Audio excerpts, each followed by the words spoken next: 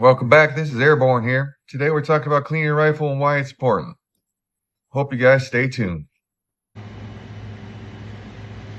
Alright, so before we get started here, let's introduce a couple of elephants in the room. As you see here, I got two different BCGs, bolt carrier groups. This one is a 5.56 or 223. BCM, very quality. I got maybe 5,000 or 6,000 rounds through this one. Not an exact count, but I got a good number of rounds. This one is a 308 Toolcraft bolt carrier group, hence the reason why it's so much larger. Yes, it's not disassembled, but it is way bigger. The body length of the main part of the BCG from tip to butt, the 308 has almost more than an inch of length on it, not counting the bolt carrier or bolt face. All right, so the whole video is about you gotta clean your rifle. So this one's cleaned. This one is not. I can't show you how to clean the rifle, but I can point out a few things. So after any time I shoot my rifles, I clean them because I want to have the maximum rounds I can get out of my firearm before failure. I don't know what I'll be using the rifle for. I pray I'm just using it for target practice and competition. That is my ideal situation for my rifles and handguns and stuff like that. I do not want to harm anybody, but I want to be able to protect my family. Now, with that said, you follow your local laws and regulations, whether you agree with them or not, because you can't protect your family if you're in prison. There's my little spiel on that. So, I cleaned up this BCG over here. I just got done shooting 150 rounds through it this weekend. Afterwards, on my own, I shot this BCG, and that was only 60 rounds. And I still probably spent more money on the 308. It's about $1.50 to $1.65 a bullet, where this is, I can't remember how much I spent because I got so much of it. I think I spent 20 cents a bullet. You know, if you guys want to do the math, do the math. Maybe I spent exactly the same amount. I didn't do the math. So, after you gotta clean your rifles, there's more reasons than just it being clean. It's ready to go for the next time you shoot it. Also, when you clean your rifle, you can check for wear and tear. I just recently realized my gas rings, these little silver things right here, there's 3 of them, are completely loose. Now, these are the old OG rings got when I first built this rifle.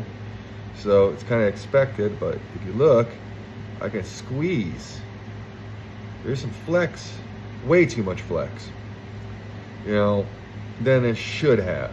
Now, do I think it's still gonna function? Yes. Is it still gonna have a nice, good seal inside of there? Well, it does not feel like it. You know, that's, well, maybe it does. Well, I'm gonna get it double checked because at 5,000 or so rounds, I probably should get it checked out by a qualified gunsmith. But clean it, so if something looks wrong, you can get it checked out. I've had an AR-15 blow up in my face, so I'm a little anal about cleaning my rifle. It's not just from my military service. I clean it. It hurts. So I'm gonna pause it real quick. Well, before I pause it, right here, this one's not clean. And it's also a much bigger example, a lot easier to see. You notice they have a little bit more triangled. It's a lot heavier. It's designed to handle a bigger caliber. You know, but if you look, you can get that stuff. Now, carbon can build up between your gas key and your body. Now, your gas key should be torqued and staked. That's what these little divots are right here on the side. Now, even if it's properly staked, these can still loosen up and cause you some problems. That's how my AR-15 in the past blew up on me. They weren't properly staked. Okay, preventing these screws from backing out. I did clean it every day, but I didn't think anything of it. Since then, I learned. So, when you get in there and you don't clean your rifle, okay, and these get loose, occasionally carbon can build up inside of that little gap where it's mechanically pressed together, fooling you, making you think everything's still tight, but slowly pulling it out of tolerance. Okay? These things cost money. Take care of them, guys. And some of you guys put your life on them. You know, you don't want to die. So let's clean this off real quick. Now if we go down this one and scrape, because carbon likes to build up in interesting places. And we'll go, look, a little speck right there. Can you see it? No, you can't see it. Right, yeah, right here. I could probably get me a good globber right out there. I know it likes to build up right there. So let's see if we got the little globber. See here? Oh, there you go. See, this just builds up in those cracks. So if anything's out of spec, you're going to, it can start covering up those problems right there. So clean your rifles. Also, carbon can build up in here, all the way in here.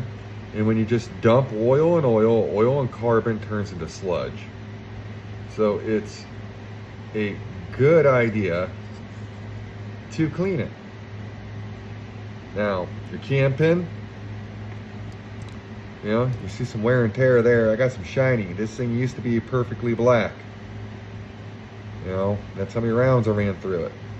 It's from shifting, running back and forth, you know, when it's doing this. That's that guy right there, just smaller. You know, it just runs back and forth and back and forth and back and forth and back and forth. You know, like motion in the ocean, guys. So clean your rifles. You want them to be reliable. You spent good hard money on them. And you want them to function when you need them to. Clean your rifles, guys. You know, or else you won't notice problems. I could be completely wrong, and these gas rings could be perfectly fine. But I don't remember removing this much by pushing pressure. So I'm going to get them checked out just to be safe to sorry. I want my rifle to function when I need it. You know, whether you hunt, do competition, or just go plinking with the guys. Well, this is Airborne here. Hope you guys enjoyed. Airborne out.